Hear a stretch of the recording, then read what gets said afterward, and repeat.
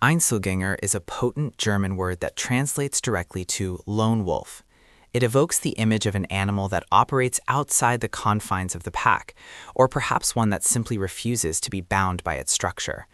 In the human realm, we recognize this individual as a loner, a person determined to follow a fiercely autonomous path, navigating life strictly by their own compass.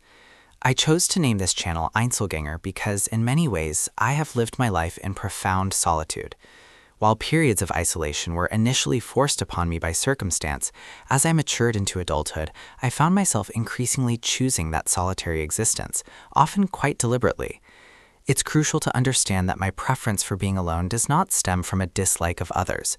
On the contrary, I cherish meaningful human connection. I have been fortunate enough to experience deep, transformative relationships. Yet what I cannot tolerate is the pressure to conform, the expectation to blend seamlessly into a group dynamic. I feel almost physically that groups restrict me. They impose subtle limitations on my movements, stifle the free flow of my thoughts, and ultimately erode my hard-won individuality. While the initial rush of group energy, the sense of instant identification with certain people, is undeniably intoxicating, that feeling quickly dissipates. Before long, usually far too soon, I start to feel genuinely suffocated by the demands and presence of others, and the desire to withdraw becomes overwhelming. I do maintain friendships, of course, but interestingly, most of my friends share this solitary disposition. We thrive on low-maintenance connection, perfectly comfortable seeing each other just a few times a year. For me, the simple act of existing in proximity to others demands a tremendous expenditure of my core energy. Social gatherings, loud parties, mandatory work meetings, or even the cacophony of an airport, all of these situations are often intensely stressful. It feels as though my cognitive system is overloaded, my brain desperately attempting to process the relentless barrage of external stimuli and competing noises. After such occasions, there is no greater joy than returning to silence. I yearn for my own private quarters, a sanctuary where I can fully decompress, regulate my senses, and deeply recharge my depleted battery. Although it is incredibly difficult to admit this vulnerability, I must concede that anxiety plays a significant, though diminishing, role in this pattern. It certainly held far more power over me a few years ago. Experience has taught me that the more time you consciously spend around people, the less intensely sensitive you become. Exposure is the foundational key to mitigating fear. Still, the fundamental discomfort remains. I loathe being in the spotlight. I dread public speaking with a visceral intensity. And throughout my adult life, I have spent immense energy strategizing ways to successfully avoid such demanding situations. I often wrestle with the question, why am I wired this way? Perhaps it is innate, a temperament I was born with.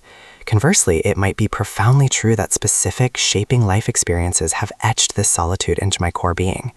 These facets of my character are certainly worth continuous exploration, but in the final analysis, does the origin truly matter? This is who I am now, and my imperative is to accept this starting point and strategically move forward. So, if you identify as a loner, how should one structure their life?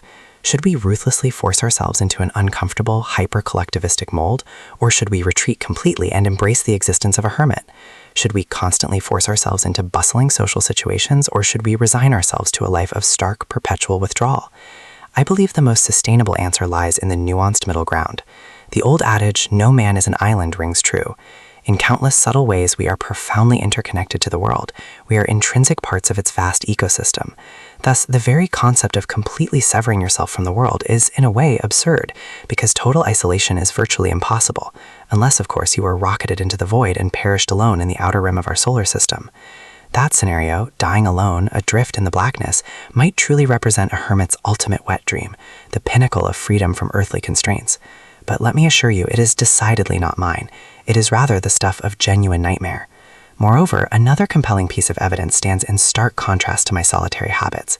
The greatest, most vibrant, and most enduring memories I possess always include other people.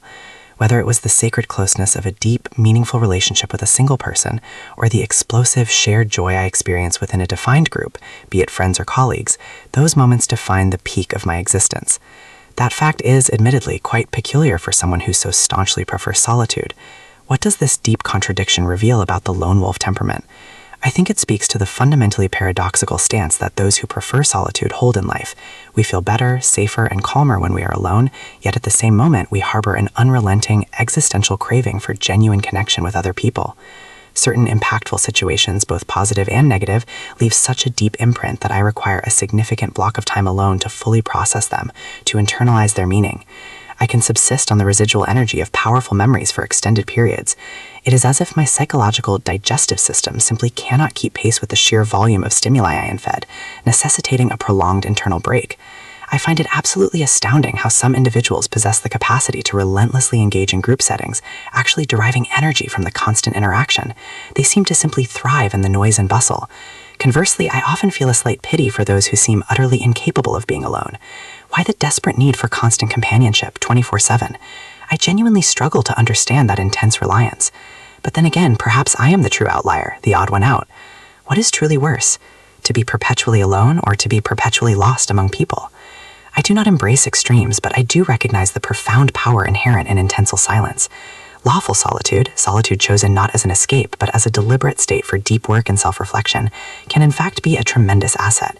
Artists, writers, and many of history's great geniuses have successfully tapped into the immense creative strength that solitude offers. Nevertheless, loners must always remain vigilantly aware of the looming threat of social isolation. That is precisely why I wholeheartedly believe in the necessity of finding a healthy, dynamic balance between chosen solitude and active participation in the world. Because active participation in life, coupled with the authentic human relationships that inevitably spring from it, serves as the most reliable vessel for joy, profound happiness, and spiritual fulfillment. Although this pursuit is frequently a colossal struggle for the true loner, it has always been an ongoing battle for me. Looking back, I feel I have already forged a highly fulfilling and adventuresome life, whether focusing on friendships, romantic relationships, career, or travel. Life ceaselessly moves forward, and so too does this essential struggle. That is why I decided to create this platform, to share my personal experiences, the unique challenges I face, and the knowledge I have gained about navigating the world as a true